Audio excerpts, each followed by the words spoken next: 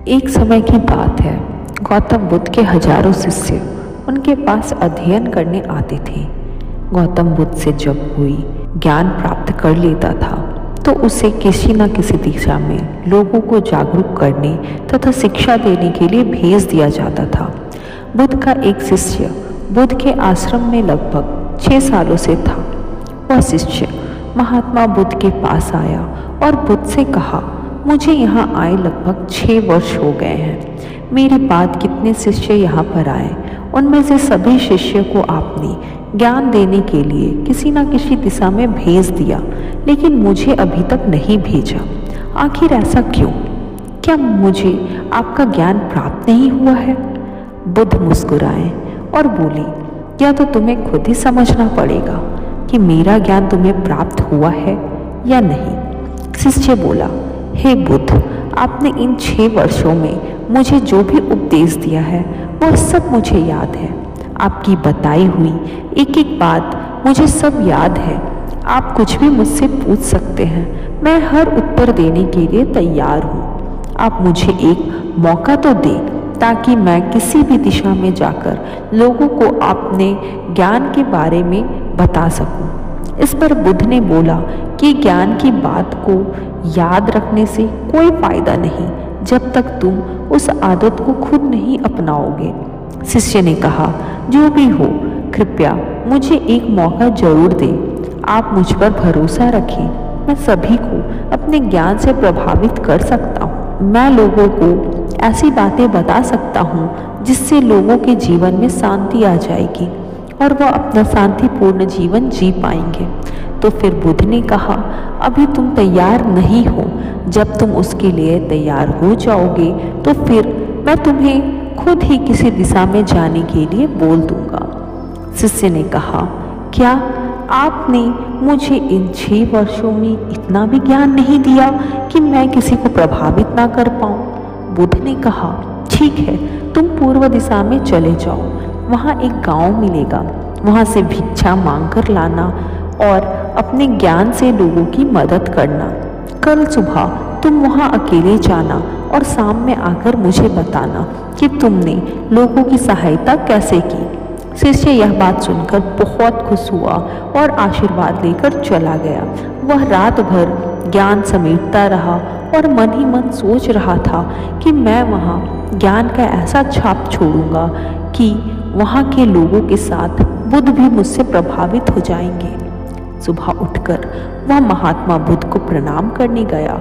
उन्हें प्रणाम करके वह पूर्व दिशा की तरफ निकल गया।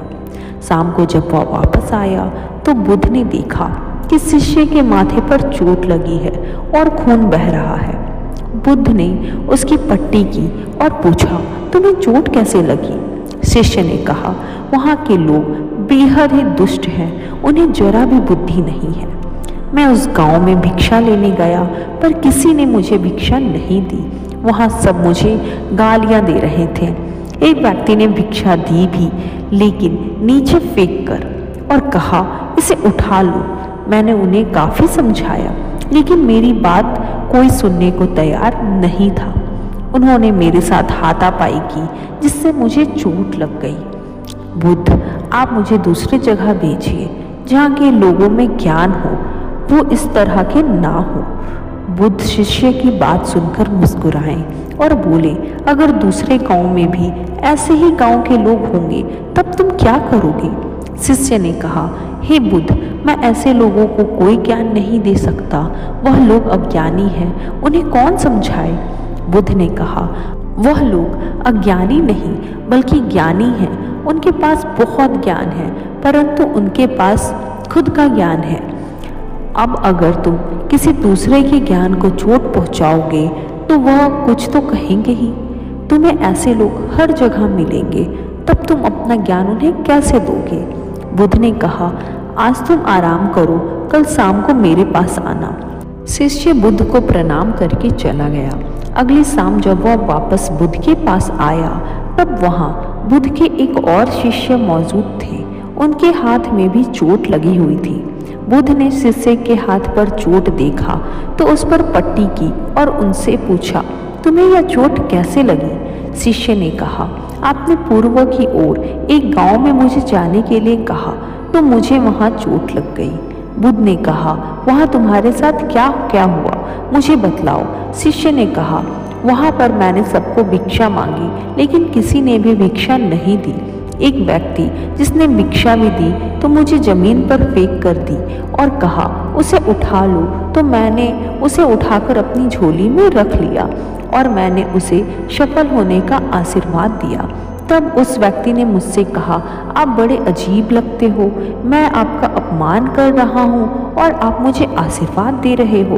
तो मैंने उनसे कहा कि आप दानी हो, आपने मुझे दान दिया है इसलिए मैं आपको आशीर्वाद दे रहा हूँ। फिर मैं वहाँ से आगे गया तो कुछ लोगों ने मुझे वहाँ से वापस जाने के लिए कहा।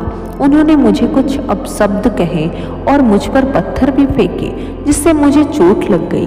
और जब मैं वापस आ रहा था तब रास्ते में मैंने एक माँ को रोते हुए देखा। वह अपने बीमार बच्चे को लेकर चिंतित थी। मैं तुरंत जंगल से जाकर उसके लिए जड़ी बूटी लाया लेकिन वहाँ के कुछ लोग जड़ी बूटी देने नहीं दे रहे थे। फिर मैंने उनसे विनती की कि मुझे उस बच्चे का इलाज करने दे क्योंकि उसके बाद जैसा कहेंगे मैं वैसा ही करूँगा। फिर जिस व्यक्ति ने मुझे भिक्षा दी थी उसने गांव वालों को समझाया। तब उन्होंने मुझे उस बच्चे को जड़ी बूटी लगाने दी। उसकी कुछ देर बाद वह बच्चा ठीक हो गया। फिर गांव के जिन लोगों ने मुझसे अभद्र व्यवहार किया था उन्होंने मुझसे माफ़ी मांगी और धन्यवाद कहा। फिर मैं वहाँ से वापस आ गया। हे बुद्ध, मेरी आपसे एक विनती है कि उस गांव के लोग बहुत भोले भाले हैं। क्या मैं रोज उसी गांव में जाकर भिक्षा मांग सकता हूँ? यह सभी बातें पहला शिष्य खड़ा होकर बड़े गौर से सुन रहा था। उसने यह सुनते ही बुद्ध के चरणों में गिरकर कहा, हे बुद्ध, मैं समझ गया हूँ कि अभी मैं उस लायक ही नहीं हुआ हूँ कि मैं दूसरों को ज्ञान दे सकूँ। बुद्ध ने कहा, हमें बाहर वैसे ही लोग दिखाई देते हैं जैसे हम अंदर से होते हैं। जब तक हम स्वयं को नहीं बदल सकते तब तक किसी और को नहीं बदल सकते हैं। खुद में बदलाव लाना ही जरूरी होता है। अपने आप में बदलाव लाकर ही इस दुनिया को आप जीत सकते हो। तो दोस्तों, कैसी लगी आपको बुद्धा की ये लाइफ चेंजिंग मोरल स्टोरी? मैं उम्मीद करती हूँ कि इस कहानी से प्राप्त ज्ञान से अब आपके जीवन में सकारात्मक बदलाव जरूर आएंगे। धन्यवाद। नमो बुद्धाय।